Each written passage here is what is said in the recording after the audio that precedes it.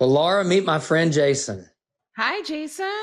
You know, We have two guests today, Jason and Jason's beautiful hair. Live from Times Square, it's Pop Recovery Systems, led by visionary Laura Alexis. Pop Recovery Systems, redefining surgical recovery, with bariatric expert Dr. Eric Smith.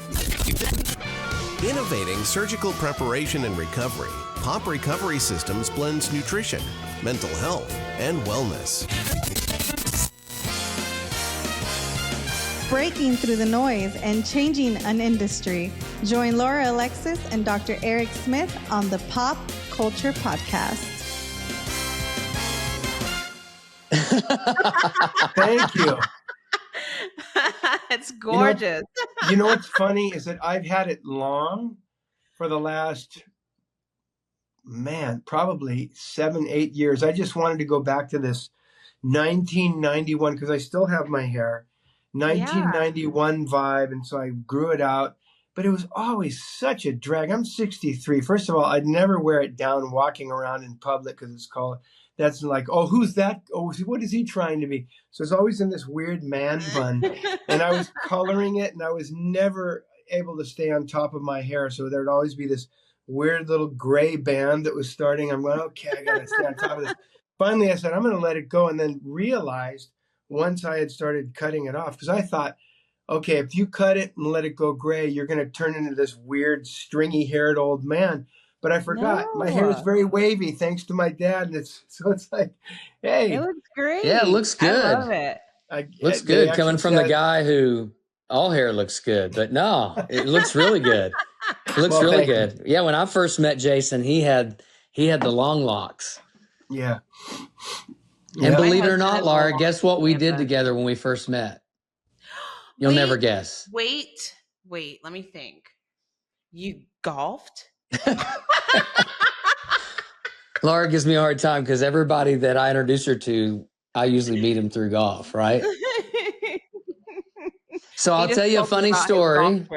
There's usually a funny story, but a funny story. So playing a different celebrity golf tournament, and get paired up with Jason. Of course, I knew who Jason was. And there's always a concert at this event that they have. It's with Tootie and the Blowfish, and he always sings and crushes it every time. So I'm pretty excited that we're playing with Jason. And we're about, I don't know that we're halfway through the round, maybe 6 or 7 holes through the round. And we've got a pretty big group. Our friends come with us, and they walk the course with us. And something got brought up about what I did. And so Jason's standing there, and he walks over, and he's like, wait a second. Are you those girls' doctor?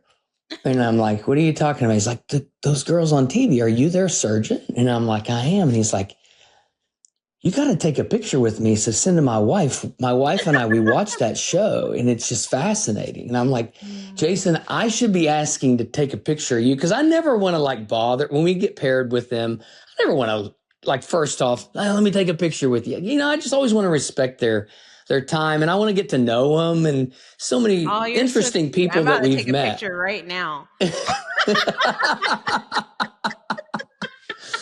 So it was so funny about that. I'm thinking I wanted to take a picture with you because my sister, I texted my sister today, by the way, Jason, and I said, you're never going to guess who's on the podcast this evening. And I told her, and she's like, you've got to be kidding me. Cause she listened to Chicago. She's like, I still probably have my Chicago cassette tapes, somewhere that I would blast in the car.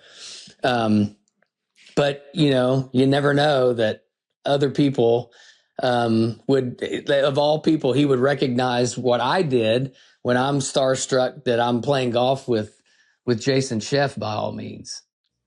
Well, it's on so many levels.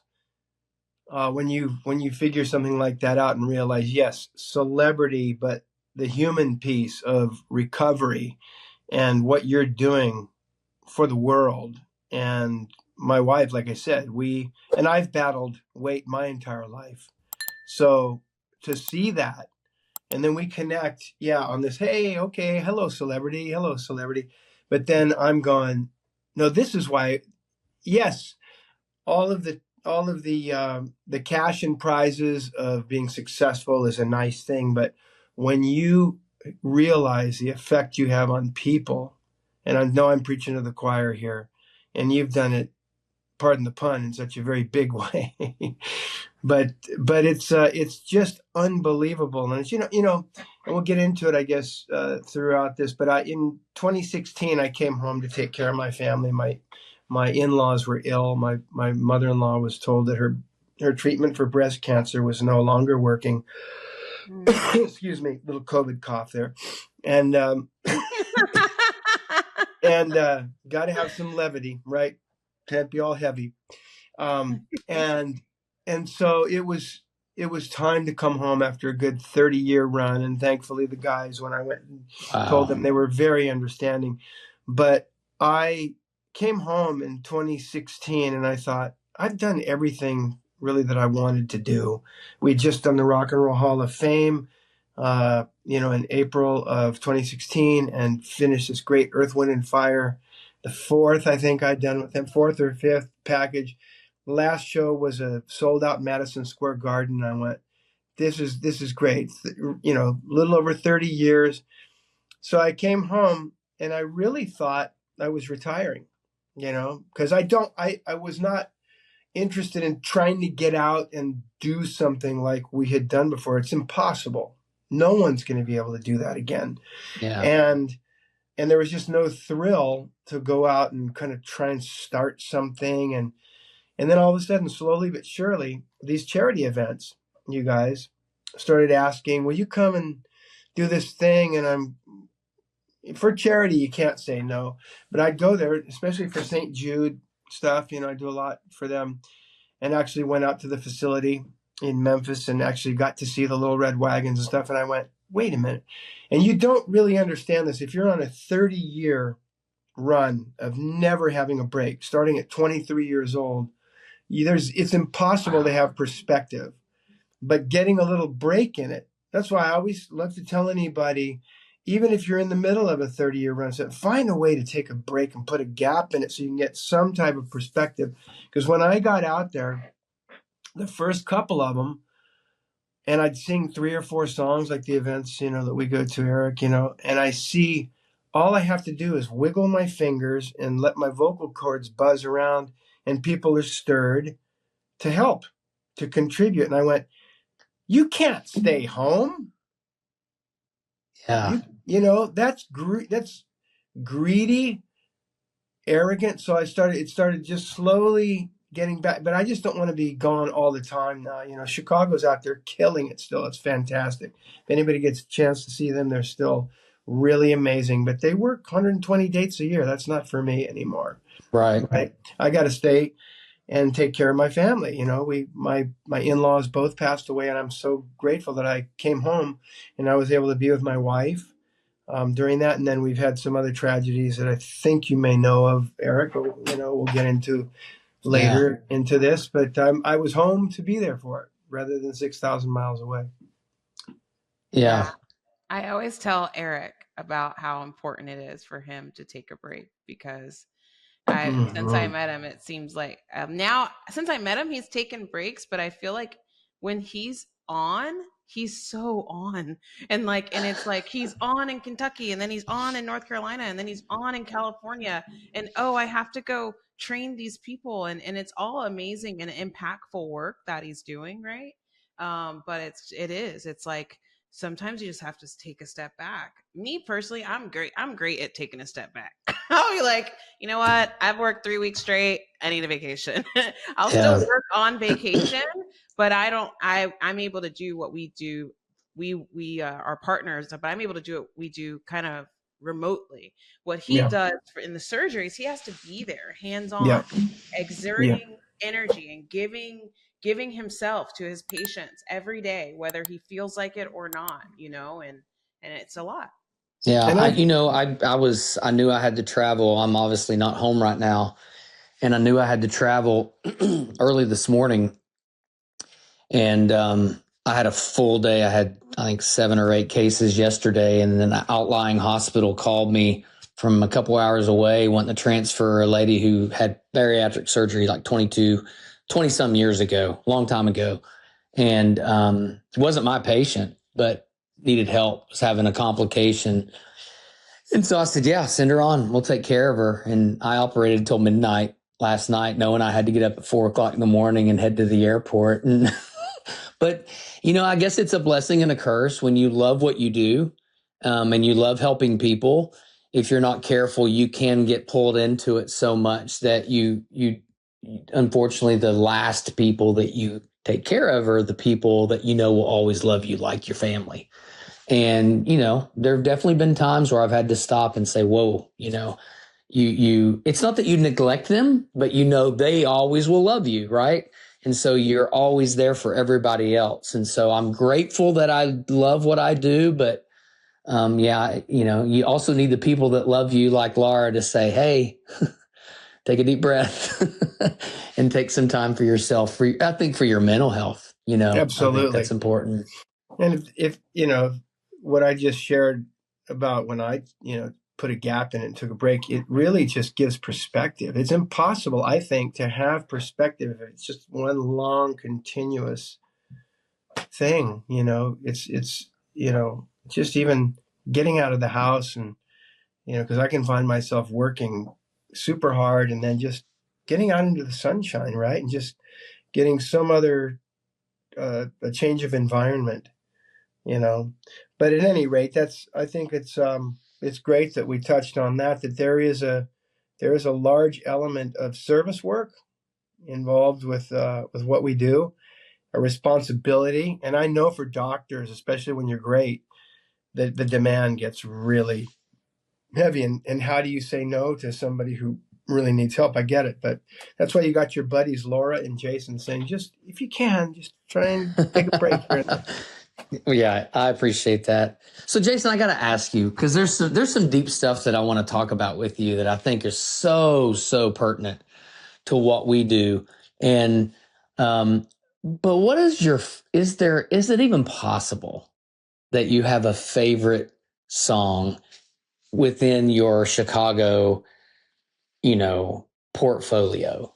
Yeah, I've watched the shtick of being in a band, a successful band, is that when anybody asks you that question, especially if you have a new record out, it's always the new single. Oh, it's my favorite song, right?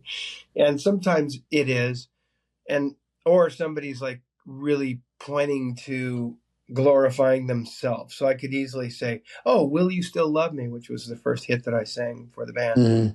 But that's not my favorite song. It's one of them, but there's two, I think, hands down, if I had to pick one, it would be 25 or 6 to 4, because it never fails. It's shooting fish in a barrel. People just go crazy. It rocks. And it's pretty easy. Some people say, man, that's up in a really high range. But since it's rock and the energy's carrying you, that, the other one that I love that has, because I'm playing Epcot Center late March, and we do Just You and Me, that opens up into some really great solo sections. And my band has got unbelievable soloists. So I have a real big spot in my heart for jazz fusion. I'm 63, so I grew up during one of the greatest funk jazz fusion eras of the 70s, and so we get to stretch out. So I'd have to say 25 or 6 to 4 would be number one, and I'd say Just You and Me and Will You Still Love Me have second place tie. And Jason, I did not know that your dad played bass for Elvis. How freaking cool is that? Now, was that where your love for music? Yeah. I mean, is it ever since you were small because of your father, or genetically? Because they split up when I was 3, and he moved to LA to become one of the wrecking crew. Do you know what that is? Like the rhythm section in LA that were the hired guns that played on everything from Beach Boys to Monkees, and all the hits were this handful of studio musicians that were the greatest. So like a studio crew. Yes. And okay. So a bass player named Joe Osborne and Carol Kay were the number 1 and 2 call bass players. My dad was right there, third call. So he played on a lot of records, a lot of hit records. Along Comes Mary by the Association, which you guys are too young to remember, but you can look it up afterwards. I That was the definitely first. will. That's the first hit that he played on. And then he dig this. He was the bass player on the Doors' "L.A. Woman" album. Wow! Now I No know who the way. Doors are. Riders on the Storm. That's my father. Oh my gosh! Oh no yeah. way. Okay. Wow! So Holy cow! We had, you know, a bit of contact with him, but not like regular, because he was busy. And now I get it. You know, this guy's just in demand, and he joined Elvis's band in 1969. I remember he was he took me to a show that they did in San Diego that was the Fifth Dimension. He was in the Fifth Dimension. So, you know, up and away in my beautiful balloon, right? And this is the dawning of the age of Aquarius. That's Fifth Dimension. Yeah. Oh my So God. I'm like probably 8 years old, and he takes me to this show, and they were so sweet to me. And I had no idea who they were. They were just all of a sudden my dad's band. And when I was in the audience and heard those hits, I was like flipping out. My dad's famous, and this, and so the next year he comes to take me and my brother up to Big Bear for Christmas. And I said, "How are my friends in the Fifth Dimension?" And he said, "Well, I'm not with them anymore." And I was devastated, thinking that he's, you know, fired or stepping down the ladder. And he goes, "I got another job that I think is better." And I go, "Really?" He goes, "Yeah, I'm playing bass for Elvis Presley." And I'm going, "Wow." So, right. So he goes out and does that. And when I was 15 years old, he came to San Diego, and he got us tickets to see the show. And since it was always a no comp tour, Colonel Parker never let them have comp tickets. You had to pay for them. And so Dad bought the tickets. Saw that from the movie. Right. Yeah. Right. So the first couple of rows off the floor on the side, which were great seats. They were like up, but they were not on the floor. My dad was so irritated. He was embarrassed, thinking I paid for these and they didn't give me great seats. So he goes, "I'm going to make it up to you guys." So he flew me and Darren, my brother, out to Vegas. And he said, and they were playing what was called at the time the Hilton, Las Vegas Hilton. Started as the International, and in the movie you saw that it's the house that they built for Elvis. So the Hilton, the International, which became the Hilton. And so there we are. I'm 15 years old, and he says, "So I got a special seat for you tonight. We have to go get a long sleeve black button-up shirt. And Darren, you're going to the first show. Jason, you're going to the second." He goes, "I got you a seat in the percussion stand." So I walk up. Darren went to the first show. I went up there, and it was so amazing because I played there several times with Chicago. It turned into the Las Vegas Hotel. Now it's called the Wingate. Same hotel, but I would walk to that spot on the stage where I was standing in 1977. With Chicago, it was Robert Lamb, where he stands, you know, with Chicago. And it just brought back these amazing memories. And here's what happened. The percussionist said, "You want to look like you're doing something?" I go, "Sure." So he gives me a tambourine.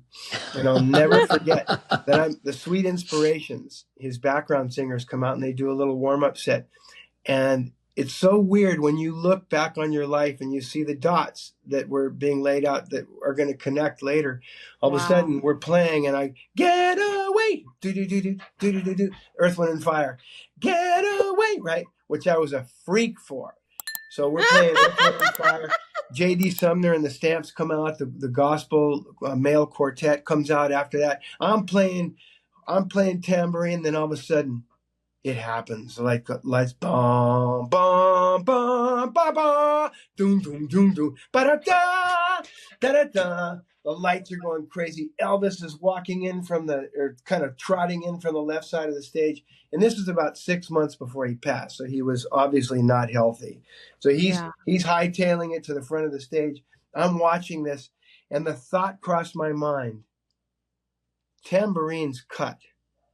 And if all of a sudden I'm like trying to play, and I throw this guy off. I didn't want to all of a sudden have him go, "Who's that throwing me off back there? Is that Jerry's son?" So I stopped playing, and I asked my brother, and I knew the answer. I asked my brother like about a year ago. I said, "When Elvis came out, did you keep playing?" He goes, "Absolutely." I said, "You played with Elvis Presley, and I didn't. I was just on stage with him. It's on your resume." So to cap that story off, check this out, you guys. I'm playing that room April 12th, like a month, month and a half from now, with blood, sweat, and tears. They brought me out. We've done our first one. It was amazing. They play their set, blood, sweat, and tears. They bring me out as a guest, and I sing 7 Chicago songs, and they're the band. Wow. Oh my gosh. It's so insane. Cool. So I called my dad, and I said, and I thought, he's never going to want to do this. I said, "Dad, I'm playing the room. Do you want to come out?" And he goes, "Fantastic." Yeah. Oh my gosh. You want to play one? He goes, "Sure." He doesn't hear very well anymore, but he can play Fever. Boom, boom, boom, boom. So just me and my dad are going to do Fever. God. Oh my gosh. That gives me chills. Bring that story on the audience. You're going to make me cry. Oh my gosh. This is so amazing. That is so cool. I'm excited. Yeah. Because I'll tell you this too, and he wouldn't mind me saying this. How old is your father? He's 85. Wow. And he wouldn't mind me sharing this because this is important. This is therapy, right? Mm-hmm. We have not always been connected, but we are now. Yeah. Oh, that's amazing. Exactly. When it matters, it's like and so it's just so beautiful that we're able to have these experiences rather than all of a sudden he's gone and going, really? Oh my gosh. Just continue on like this. So that's so important. Since you're sharing your dad's story, my father, he had some trouble and he got incarcerated when I was 3 years old, and he was incarcerated for 30 years. And he came out during COVID, and I had just started a successful business. And one thing he loved was health and fitness. So I made him one of my trainers, and he would take my protein and do videos of him working out and taking the protein. But it was, I was like, you know what? He's been incarcerated for 30 years. The world has changed so much. This gives him an opportunity to stay out of trouble, have an income, and us spend some time together and get to know one another, because it's still 30 years is 30 years. I was only 3 years old, so, and he was 25 at the time. So, and the world had changed so much, so I had to teach him how to use like a cell phone and explain to him how things, understand social media and and all of that. So I agree, like now, right? Not dwelling on the past, but like taking advantage of every moment now that you get, because it's just so important, and it's the future. And I have kids now, and for them to see, and my daughter to see, our relationship, it's just such a blessing. That is so beautiful. I love how you said earlier, you were telling me about how important perspective is, and you were talking about taking time away and how important that is for perspective. And the viewpoint that you take on the situation of that, there were times in your life where you and your dad weren't connected like you are now, but the perspective that you have on that is so positive. And I think so many times, perspective is one of the most powerful words that people underestimate. And because you can control the narrative if you have perspective. And I think, the perspective that you could have taken is, well, we weren't close, and you could be bitter, or you could have resentment, or, you could feel like, well, we're not this, what happened to those years? But your perspective is appreciating that what you have now with your dad. And honestly, the perspective is you are appreciating that because of the time you didn't have. Laura and I talk about all the time, everything that happens in our life has a purpose. And those scars that at the time when they happen, you're trying to figure out, Lord, why in the world are you doing this to me? And why is this, so painful? you learn later in life that you wear that scar almost with pride because it had purpose behind it. And I think in certain situations, those scars build perspective, and it gives you the ability to see the reason behind it, and sometimes actually become a better human, see people for who they are in a better light. It's something that's so powerful that, there's definitely dark times in my life that, at times, yes, I wish I would have handled differently, but yet I'm also grateful it made me who I am today. And it's perspective, and I try to teach that to my boys as well. Yeah, man, that's fantastic. Yeah, you're making me think of what, I was writing, kind of journaling, sort of, and writing letters to him that I didn't think I was going to send because, I felt pretty comfortable with the fact that, maybe we just are never going to connect. And, and I was just starting to, because I got heavily involved in 12-step program again. I'm 38 years clean and sober. Yay! And then that's awesome. Yeah, Congratulations. Congrats. Steve Ferroni. I hit 3 years on March 2nd. That is awesome. That is awesome. Thank you. And the drummer that I work with, who's iconic, a lot of years in program, and so we share that in common. And he gave me this Zoom link of a meeting that's been going on in LA for years, and it's gnarly. It is rowdy, crosstalk, and if anybody, they smell one little whiff of inauthenticity, these guys and it's hilarious, and I love it. And people get, when something's really going down that's heavy, you can hear a pin drop in there.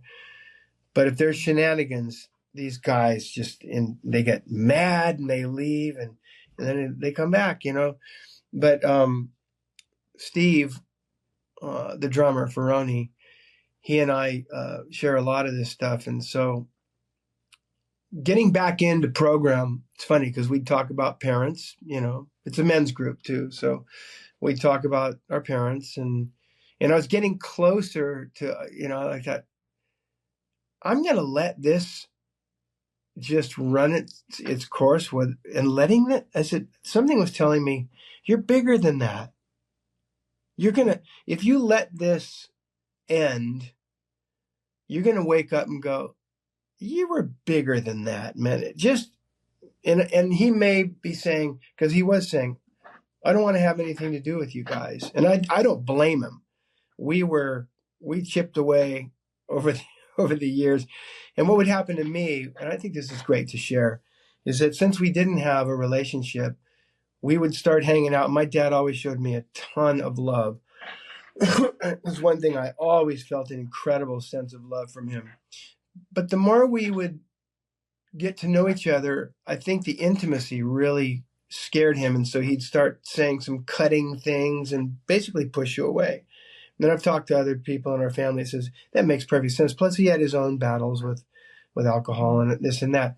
And when we hadn't reconnected, I had just gotten to the point and I was writing.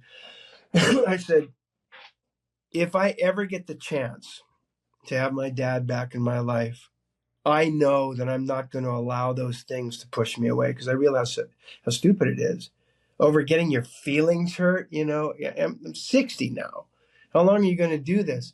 And so I said, I really believe that if I get the chance, I will not. And I've got to tell you guys, I was just about to reach out to him and he beat me to the punch, and my brother.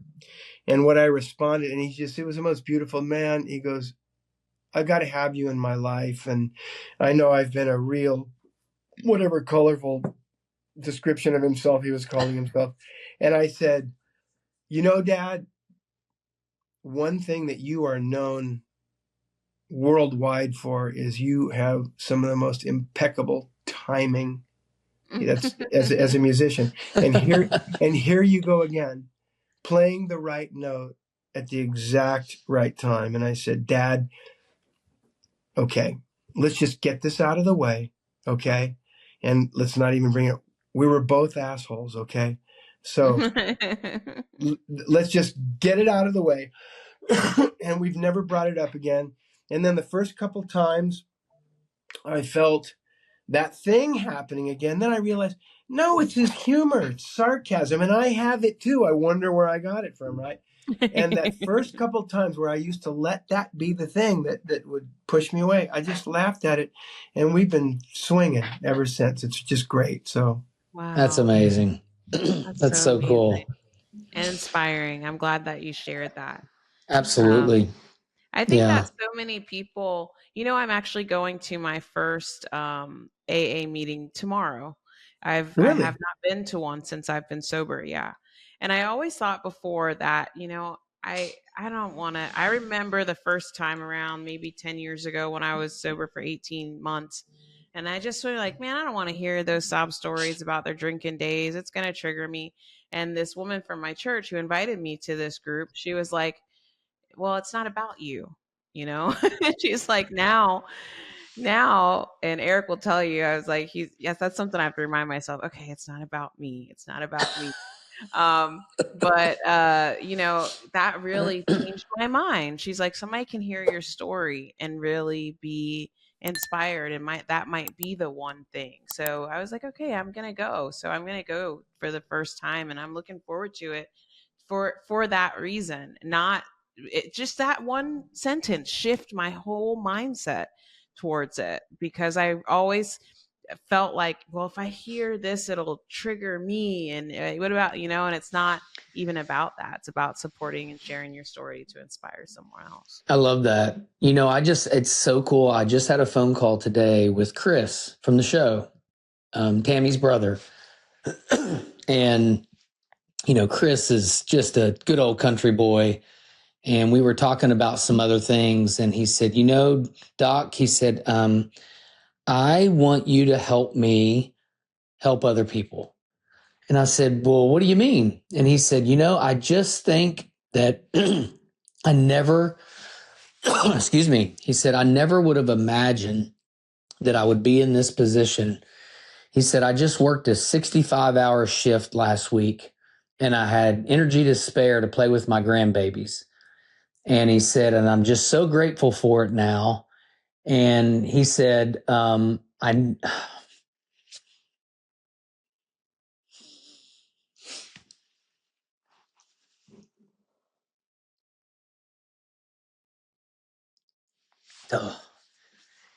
he said, but it would just be such a waste if I didn't share that with somebody else, because I remember there were days I never thought that would be possible. And now it's starting to become normal. And I don't want it to be so normal that I take it for granted. And I'm like, we'll help you do that. And, he was never a person that did any public speaking or got in front of people. But he, it was just so cool to hear him do that, to hear him say that, like, because he could have kept it to himself and he could have said, my life has changed and life is good. But when you see somebody who's made an improvement upon themselves, but they want to share it with somebody else. But what I'm sure you'll find, Laura, and you've been doing amazing. I'm sure you have hard days. I guarantee you do. We all do. But what you'll find is I'm sure it will still help you, of you having that level of accountability and helping other people. It reminds you, I saw a video the other day talking about that we have to practice gratitude. Gratitude shouldn't come easy. You have to practice gratitude. You have to practice every day being grateful for things. And I think when you share your story, it's kind of a way that you practice gratitude. Yeah. So I do have a question for you, Jason, because it's okay. Don't apologize. Yeah. Thank you for coming. Yeah. Despite your COVID, we appreciate it. So you literally traveled nonstop on tour, it sounds like, for like 30 years. And obviously you talked about being in a 12-step program. Was it kind of that typical, just like musician lifestyle, or were there deeper things mentally that you were trying to numb?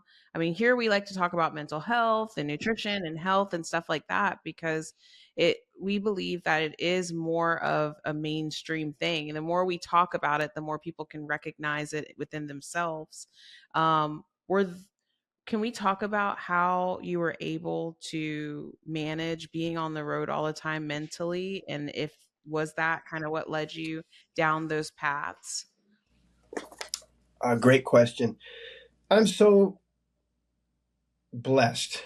Steve Ferroni always says, don't say lucky, say blessed. Because if you say lucky, you're taking the credit from God. So I always like catch myself, right? But I was so blessed in many ways. When I was brought into that band, I was just, there's no way this is going to work. I'm so outclassed. But they saw something, and to the day I die, I take a bullet for these guys. But my drug addiction, it's funny when I'm in meetings and people say, I've really struggled with, I don't want to be an alcoholic or a drug addict. I don't, that whole countless vain attempts that I'm going to try it one more time and maybe I'll just use this and not that and all this. And I said, I couldn't wait to be a drug addict. I couldn't wait. That was romantic. All my heroes, I was 12, 13 years old going, let's get it on because I'm going to be successful while getting loaded. Yeah. And it seemed like it worked. I smoked a joint on the way down to meet the manager of the band. I mean, who does that?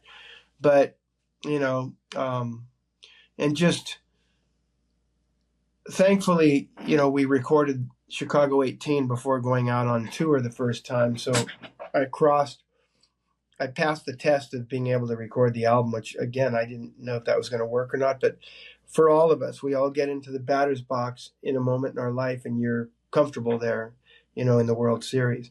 That's what happened for all of us. And that was my moment. And I went, wow, this is actually pretty easy because I was supposed to be there. And then overnight, I transformed into hearing myself sound like that.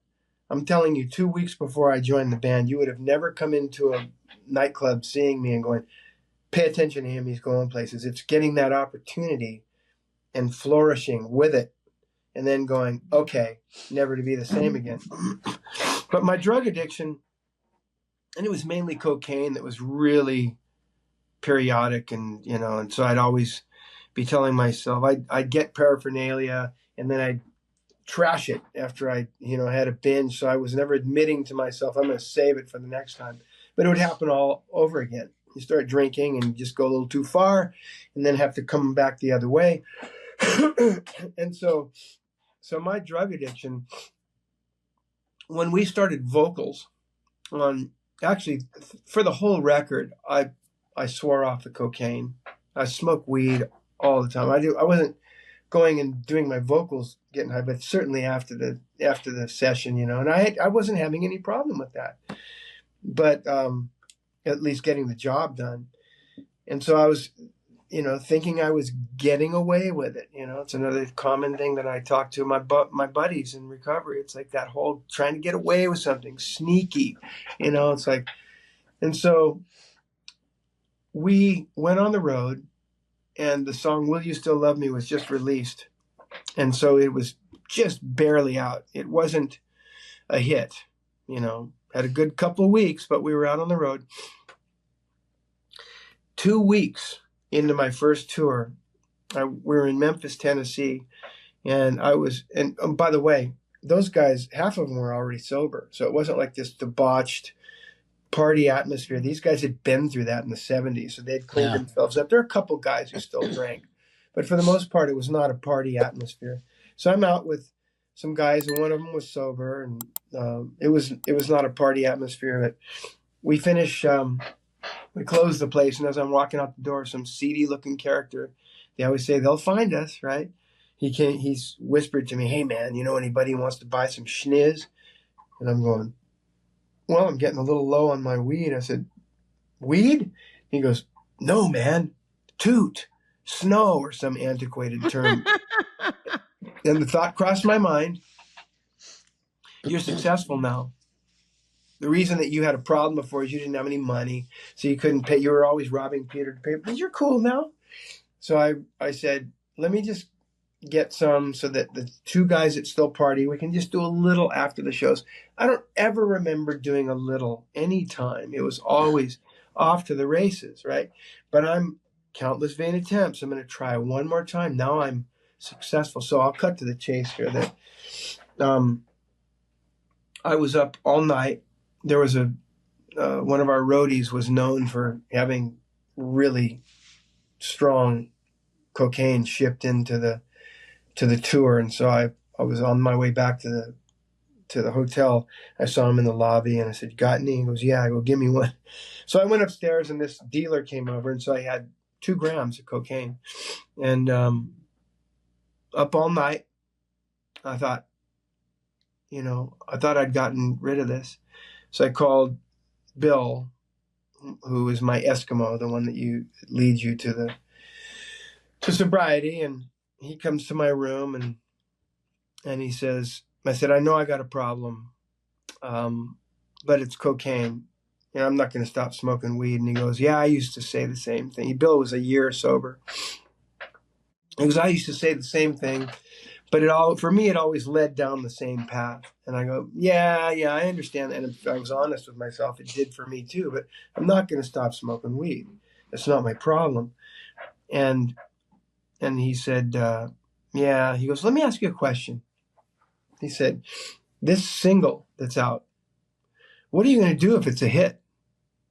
And I went, "I'm going to celebrate. I'm going to be the man about town, right? I'm going to finally prove that I belong there," which I really don't believe I do. I really thought this thing's going to tank and they're going to find out that I'm a fraud, so I'm just keeping this thing going until the other shoe drops. Then he asked the best question. He said, "What are you going to do if it stiffs?" And the thought of, I'd just been up all night in an environment that was supposed to be positive. You're on tour and this thing was going to... So the thought of what I would do if the house of cards came down, I went, I am going to hurt myself beyond measure. And then I realized that's the equation. To get high or to get high. That's the question. There was no other alternative. And I went, checkmate. Okay, I'll check into rehab. And that day when he left, I was in the shower and Toto had released an album called Fahrenheit. And the singer was a friend of mine that I actually called and recommended. So Joseph Williams was in the band. And there's a song called Leah, written by Steve Porcaro. This is a beautiful piece of music, and I'll never forget that was the soundtrack that I had on. And I was in the shower, and not a religious guy growing up. I was raised in an Episcopalian household, but we weren't really super involved. My brother actually is my oldest, and he's still involved, but I didn't really feel much resonance with any of that, and stopped going to church, 13, typical teenager years. But I sat there and I said, I don't know exactly, I said something to the effect of, "God, if you're out there, or if anything's out there, please help me."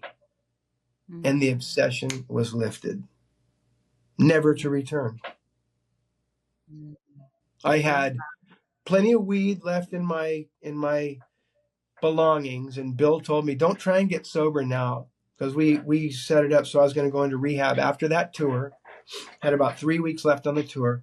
I was going to head out over the holidays. This was November, so I was going to check in like December 1st or something.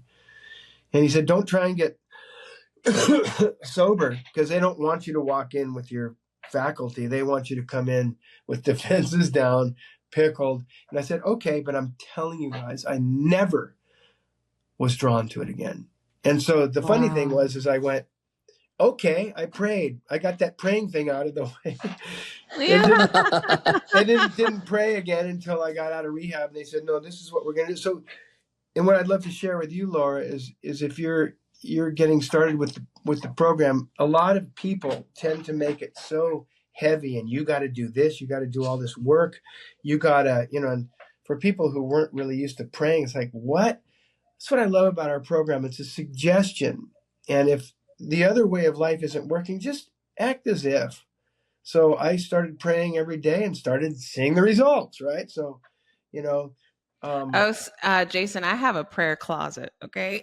I'm sure you do. I pray morning and night, and when I feel anxious and if I feel like using, I pray, because it wasn't just alcohol, it was cocaine, it was 2C, it was all the things. And so, you know, I was kind of ripped out of that, you know, but that is what has sustained me, is prayer, you know? So yes, I agree 1000%. I know I could not, because life still happens, right? And still I still get disappointed, and I still get, just last week, overwhelmed. But yeah, I definitely have that praying thing down. But I think that what I also have is a sure idea of who I am, which I didn't have before. So I would be easily swayed by, okay, you have to do this and you have to do that. I know now that I can take what I love, you know, and leave the rest. Yep. And that's okay, you know? And remember this, sobriety is fun. Yes. It's a blast. Anybody who's trying to get so heavy, I go, man, yeah, these dudes come in our meeting and they go, and some of these old, you know, these hardcore guys go, you just got to get the work done, man. And I tell them, I go, you don't have to do anything. You can sit on your hands. Ready for the good news? You don't have to do anything. Just show up. Don't drink or use, no matter what, for these next 24 hours, and come hang with us, because my crew is going to get you laughing within 1 minute, which is a great way to start the day. And I'm into a real subtle application of all this. Are you hip to Joe and Charlie? I don't know Joe and Charlie. I'm going to turn you on. In fact, why not? Let's throw it out in the podcast. There's an app called Everything AA. Do you have that? Go get it. It's free. These guys, Joe and Charlie, had a weekend book study, step study. I'm sorry, that's in recordings now, and they're incredible. A lot of humor, lighthearted, but these guys go through these steps where you don't even realize you're working them. It's so I love subtle. that. It is, and it's like, wow, I just worked the third step without thinking, oh, we got to sit down and get our third step. No, you know, I'm really about, and I tell people, I say, you know, we make mistakes. There's bumps in the road. So just like I saw with the girls during the, right? It's not a linear path. And so what I want to be is I want to be an energy and a presence that when you make mistakes, you feel comfortable coming to me and telling me you made the mistake, rather than he's going to be mad at me, he's going to scold me, you know. So, you know, it's in 38 years, recovery has really evolved, and there was some real hardcore, and I get it.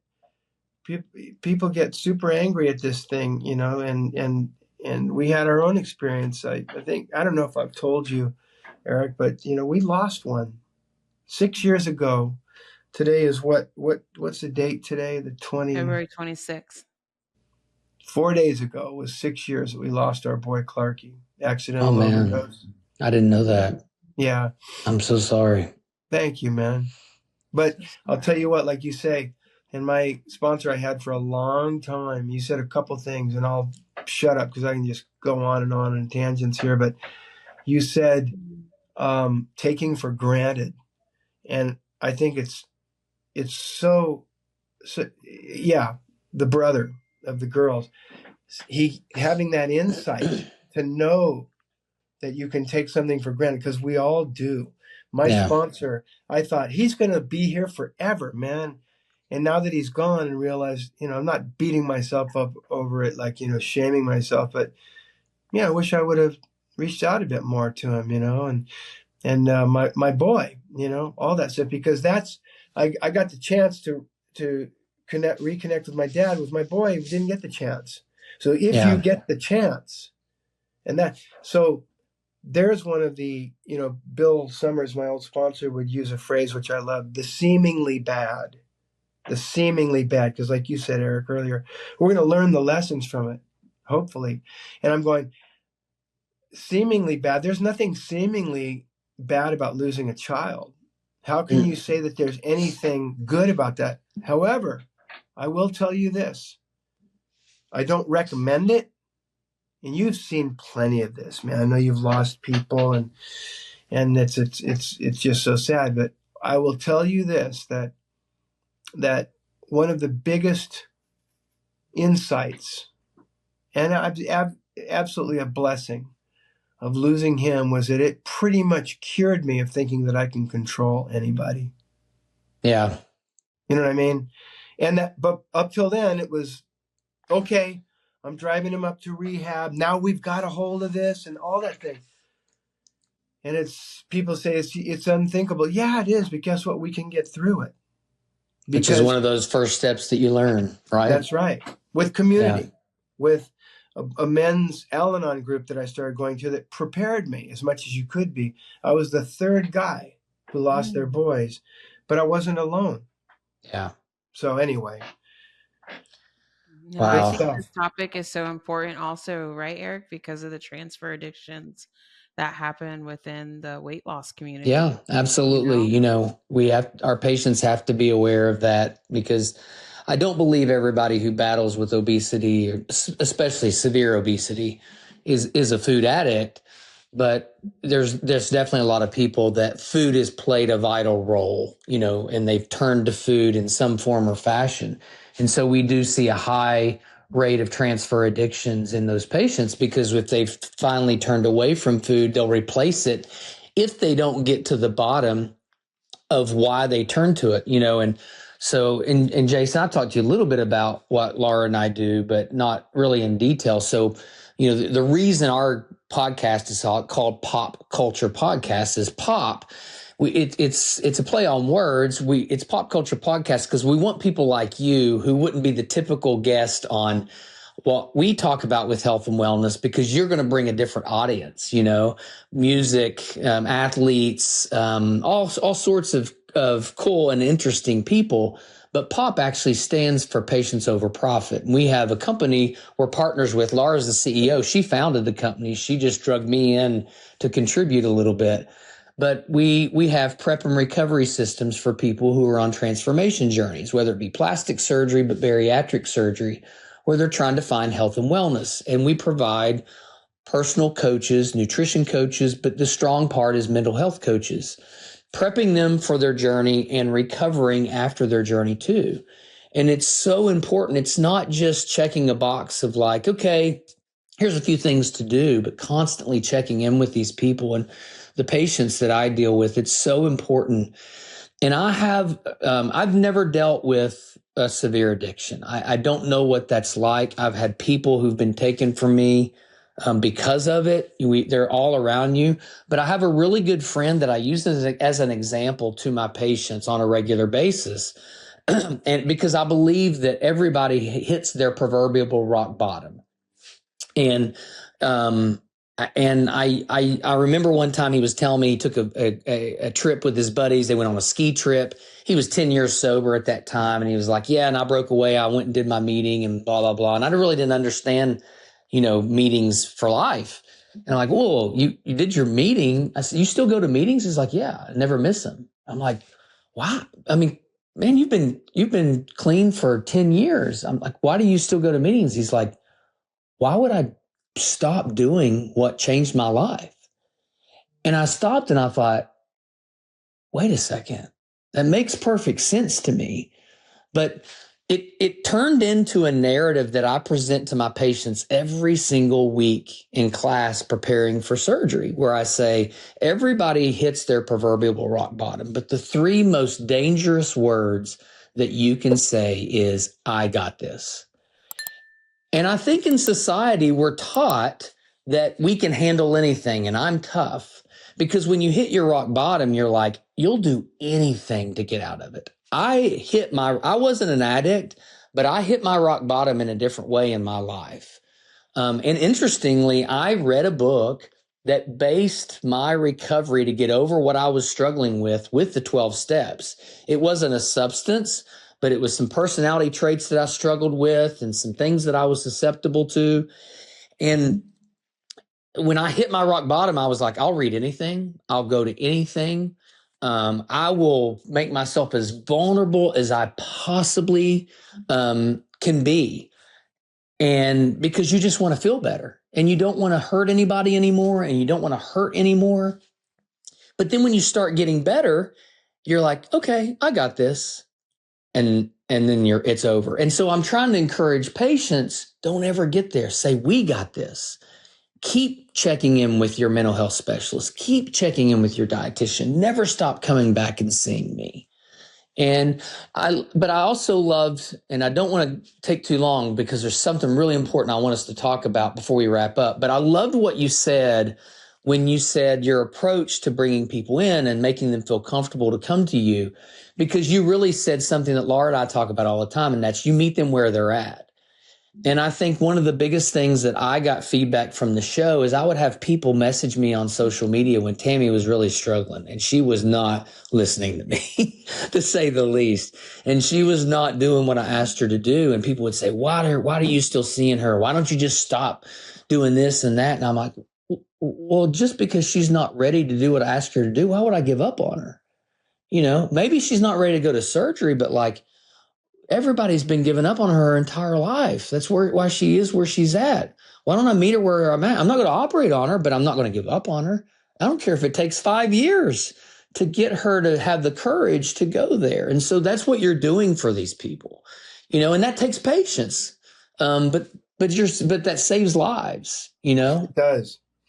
You know, well, and you find your purpose in that, right? Everything that you went through is now helping you to help someone else. And I think that, you know, that's so important. I can sum up the whole recovery thing for me real easy. I'll wake up, as my old sponsor, Bill Summers, used to say, spring loaded to the negative. Spring loaded to the negative. I don't wake up saying, what a wonderful day.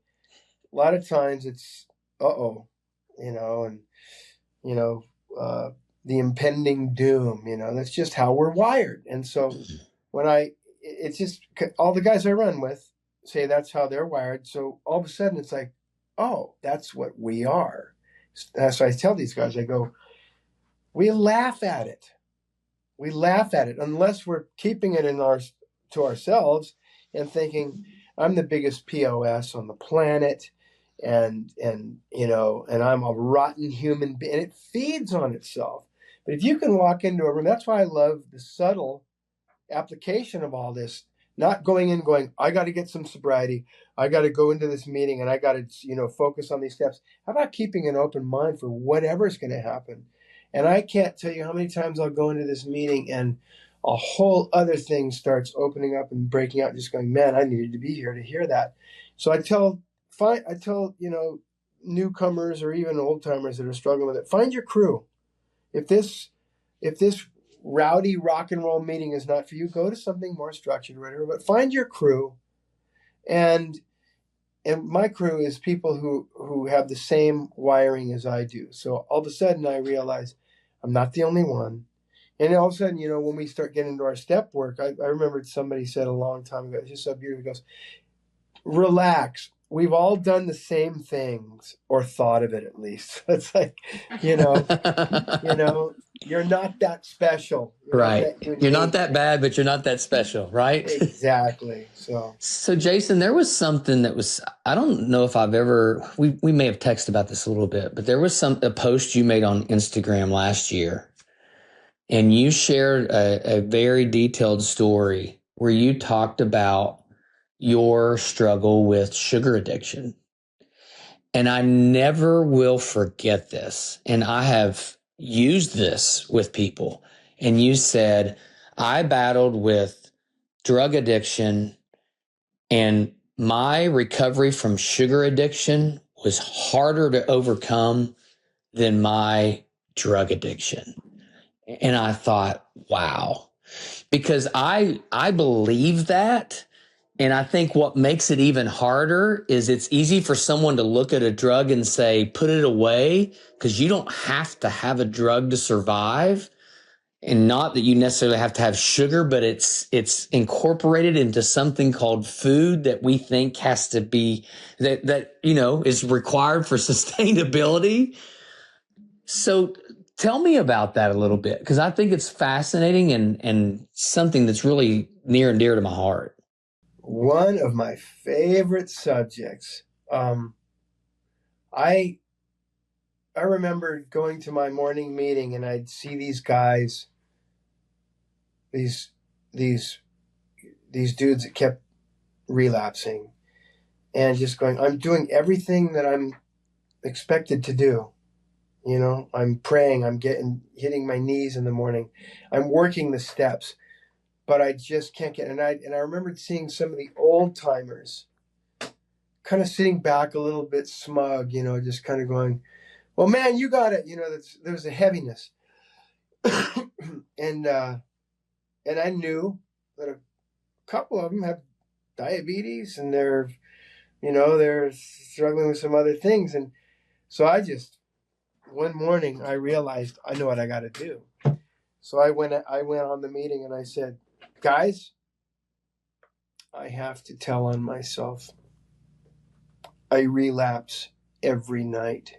And they thought I was going to talk about drugs and alcohol. I said, I relapse every night. It's not drugs, alcohol, it's food. And I watch these guys because, it's like, and I said, here's the drill.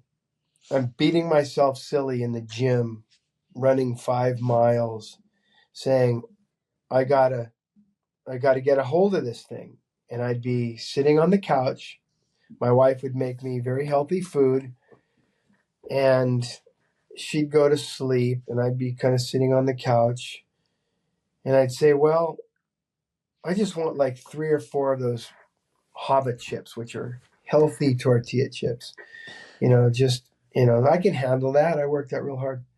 Well, then the whole bag, then maybe another half a bag, then maybe let me just have a handful of Lucky Charms that are sitting in there. Okay. The bowl comes out and I'm eating a box and a half of cereal. Then just go and grab the salami, the cheese. And that was the repetition. And also, I was sleeping on the couch because my snoring was so bad. My wife was like, and I'm going, well, you snore louder than me, but it doesn't keep me up. So you're lucky.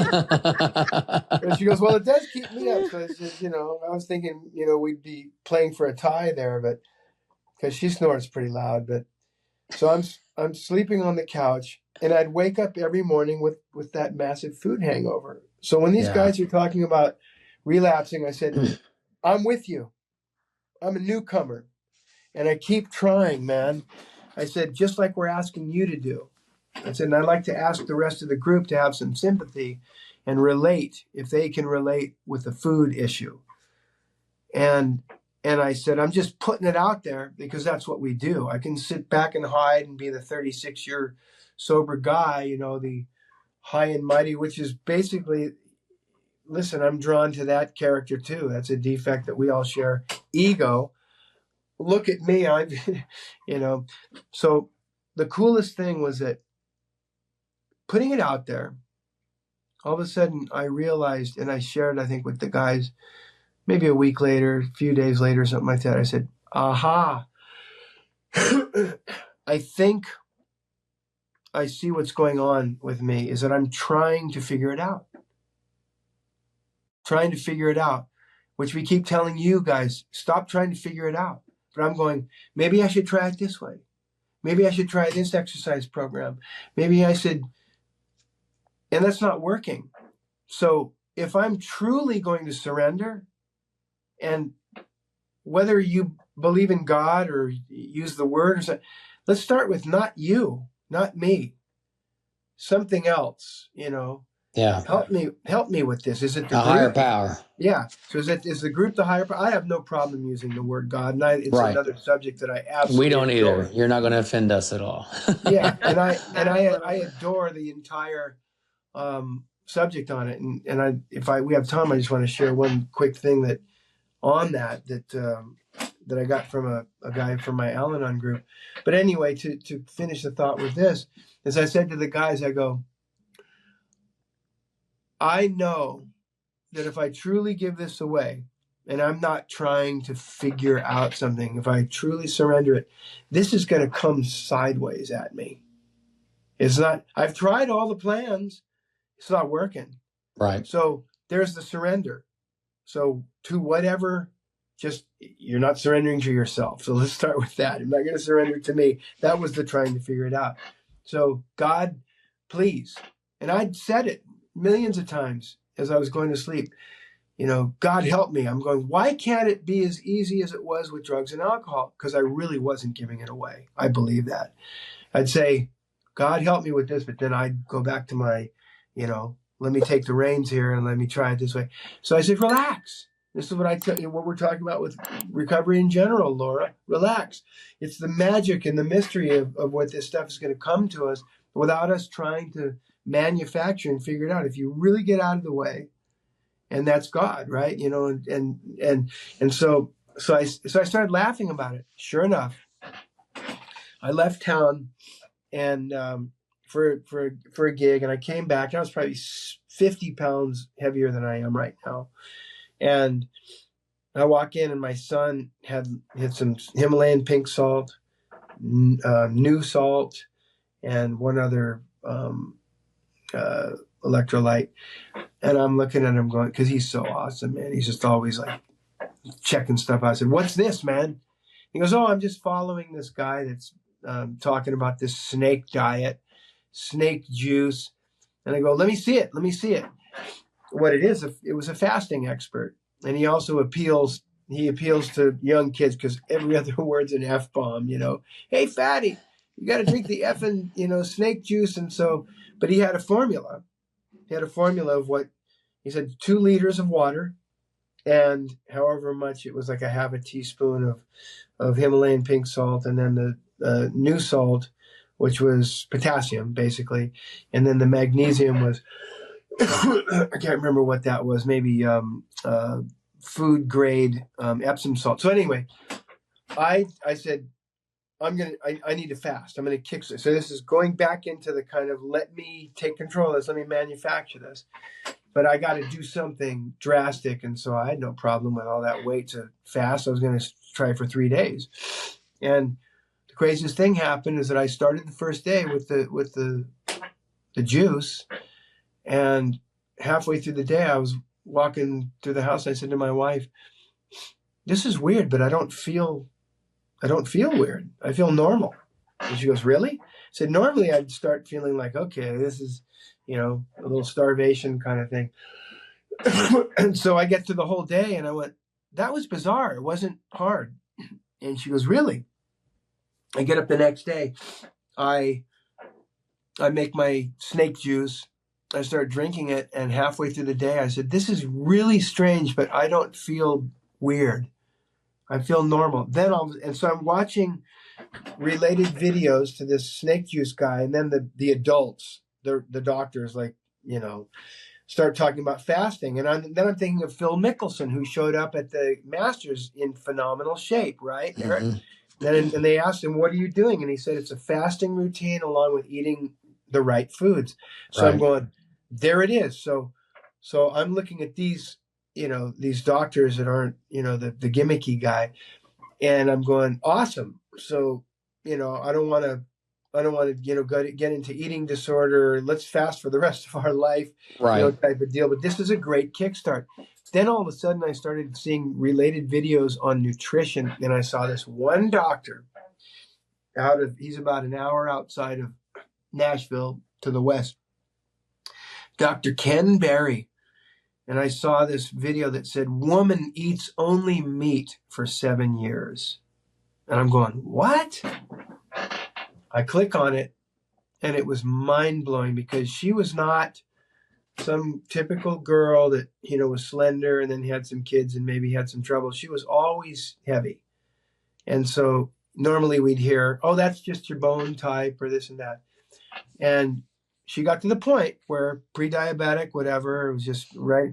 And her doctor said, this is going to sound really weird, here's what I want you to do. And he basically had her, I just want you eating hamburgers. And she says, I don't even like hamburgers. And she said, so started doing it. And immediately, and I'm seeing all these other related videos of people that were basically carnivore, right? Carnivore diet, yeah. Right. And so I'm just thinking, perfect. I'm going to finish this fast and I'm going to break the fast with that because I like weird stuff. And I'm seeing that it's not really hurting people. And I'm watching the health in these people's faces. And I went, okay. You know, there's a guy named Jordan Peterson too that had his daughter had nothing but autoimmune issues, and Peterson actually went carnivore and got rid of a lot of issues, mental, depression, you know. So at any rate, I said, I'm going to do this. I'll just do it for a week. I'm telling you, within the first week, all joint pain was gone. Now, we can go back to Atkins, right, in the 70s, where it's like 20 grams of carbs a day. So that's pretty much hardly anything. Elimination diet. If you've been flooding your system for decades, like I had, all these carbs and sugars, and so the insulin's going crazy, insulin sensitivity, insensitivity heats up. And I'm sitting there going, I'm on that couch going, it's just a matter of time, you idiot, where you're going to cross the line. Why can't you get this together? And I was just thinking of like the guys we kind of browbeat. And that's why I said, you better really surrender, or at least try it. And I'm telling you, just doing that changed everything. As I said, the sleep, my snoring went away. I mean, my son was telling me, and my wife, you're not breathing. I had full-blown apnea, and I was resisting going and getting a sleep schedule. I was fighting it, you know. No, I'll be able to. Gone. Yeah. And so here's my understanding of it. And I want to hear what you have to say about it. My understanding is getting rid of, so what I have been really studying is that if I've got, I guess the ketogenic level is, for all intents and purposes, like say 50 grams of carbs a day, right? Somewhere in that. I'm sure different people are different, but everybody's different as far as where they would go into ketosis. Yeah. Okay. But let's find that. And so the message was, if I'm above that, then I'm continually replenishing the sugars, right? Which gets stored as fat, especially if you're wailing like I was every night. But if you can get down under that level to go into ketosis, all of a sudden you're burning all of the excess sugar out of your body over the course of whatever it is, 2-3 days a week. Then you start burning fat. And I had experimented with that before and felt that incredible feeling of using fat as a fuel source and getting past the, I'm bonking, so I need the carbs. No, you're just going through withdrawal symptoms. So getting down into ketosis and having this incredibly smooth temperament too, really got my attention. What I believe it is, and it's been about 2 years now, although I'll bust myself, and I went on a sugar rampage at this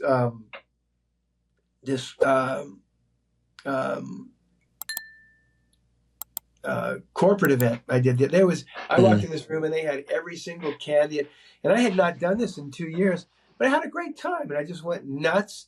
And then I said, okay, that's it. And I'm having been away from it long enough, but I also know that it's insidious. So get away from this. But I really believe over these 2 years, it really felt, and it only took really 2 weeks to really start getting rid of the cravings. And then 2-3 months into it, really, where they were starting to go, I've thought of all this stuff that you do, Eric, of like, you know, like you said, sometimes really morbidly obese is not really addicted to food per se, because there's a lot of psychological stuff going on. Sure.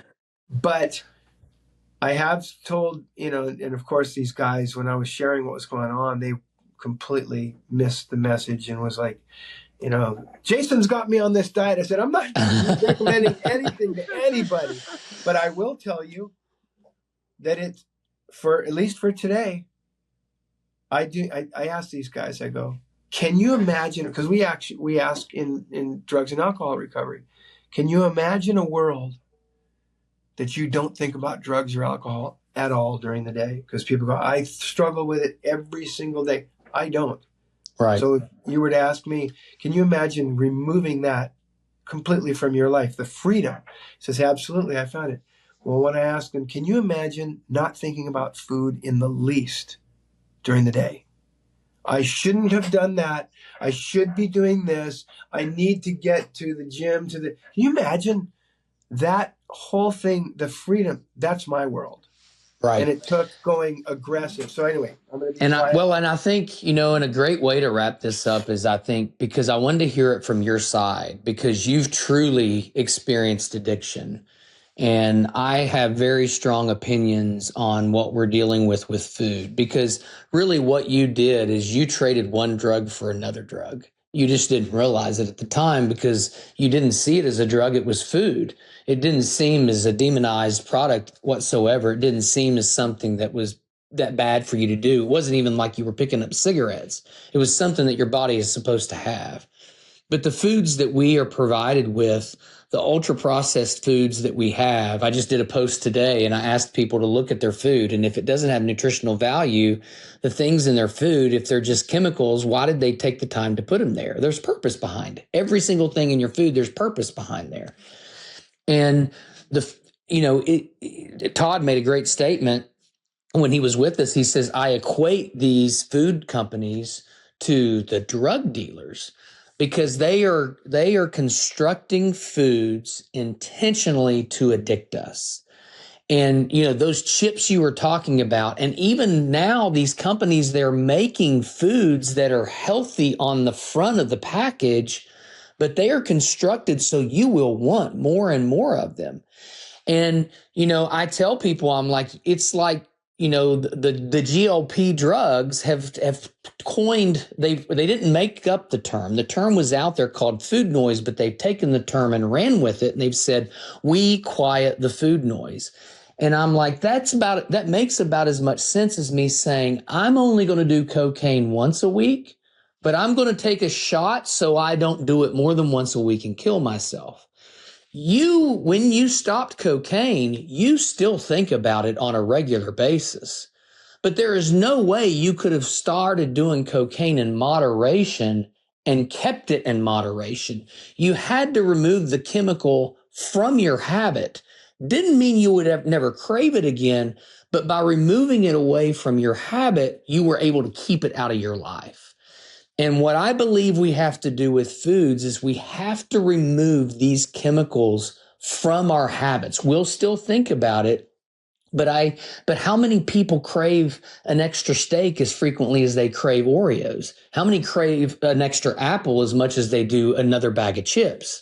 And we could go on and on and on. So we have to stop putting a Band-Aid on the problem of like, well, I just want to quiet the noise. I want my chips and eat it too. I want my cake and eat it too. But I want my cake, but I want my shot too. There's nothing against the shots. I'm not trying to say that they're bad, but we have to put in perspective that if we want this to go away, we have to get rid of the drug that's calling it. It's not food noise, it's chemical noise. And I firmly believe that. I'll argue with anybody out there that wants to do it. I'll do it respectively, like we've learned when we talk to Richard, arguing, disagreeing respectively. But that's truly what it is. And I think hearing it from your perspective, for people that listen to this podcast to deal with this from the food side, I think will bring so much light to the subject. Because guess what? The 12-step program can help a lot of people who are dealing with sugar, who are dealing with ultra processed foods. There is absolutely no reason for those of you out there listening right now that are struggling with kicking the habit of the syrups that you're using and the chips that you're using. And even though they appear that they're healthy on the front of the package, because that was very strategic, you can use exactly what Jason did in his life to get those chemicals out of your body and find a healthier you. I firmly believe that it will work. Preach, brother. No, that is so good. Let me add one thing to that I couldn't agree with you more on what they're doing to food. I remembered hearing one of the guys, there's 3 doctors that I follow. Dr. Ken Berry, Dr. Rob Cywes, Cywes, I think his name is. And I remember Cywes was saying, if you put an 80, that's 80, not 18, 80 ounce ribeye in front of somebody who's super hungry, and they start tearing into it, they're going to stop at a certain point. It's going to make you feel sick to think of taking another. That's your body saying, you have had enough. You put a bag of Doritos, you're not going to stop. Eat the whole thing. Right? So that's not a food. Right. Exactly. Right? It's a drug, like you say. Right. And it's so important. So in the big book of Alcoholics Anonymous, which applies, I think it definitely applies to this food thing, is that there is a bodily reaction to an alcoholic that takes alcohol into their body. And it's a physical craving that starts the minute that one drop is in the body. It's a phenomenon of craving, they call it. Phenomenon of craving. And I always tell people, this is so simple. You wonder if you're an alcoholic. Can you stop? I couldn't. Game over. So I'm in the club. So knowing that, just like you say, I'm a cocaine addict. Is it okay to do it on Tuesdays? No. Abstinence. You got to get rid of all of it. So food. Yes, let's start with the obvious ones, the chemicals, this and that. But as an addict, we got to be careful of the healthy foods too, because if something is going to brown rice, whole grain bread, if I put that into my body and it triggers a phenomenon of craving, it's a problem. Right. And I think it's so confusing for people out there who are trying to either lose weight or get healthy. And here's what I would say. I think fasting works so well for people. Carnivore diet works well for people. I always tell people, find what works for you, but here's what I beg you to base it off of. Whole foods. Right. The less ingredients, the better. You know how many ingredients there are in an egg? 1. It's called egg. You know how many ingredients are in an apple? 1. It's called apple. And I think if you can strive to get at least 80% of your diet from whole foods, eat fruit. You want to have fruit? It's got sugar in it, but you want God's sugar? Eat a banana, eat an orange. You want orange juice? That's fine, but you better grind it yourself. And don't trust anybody else at a restaurant to pour it in a glass for you and tell you that it's anything different. I think if you start there, it's such a good foundation, because the thing is most of the breads in our country isn't bread anyway. I know. And our wheat isn't the same wheat as it is everywhere else. And we could go on, and we'll bring you back and do it again. Yeah. But I want to thank you so much for joining us. This has been so good on so many levels. Yeah. Man, I mean, we've covered so much stuff. Yeah. And I appreciate you sharing all that you did, man. And I look forward to seeing you in April. Hopefully I'll see you. Hopefully I'll see you at MAM. I'm working on it. Yeah. Okay. I'm working on it.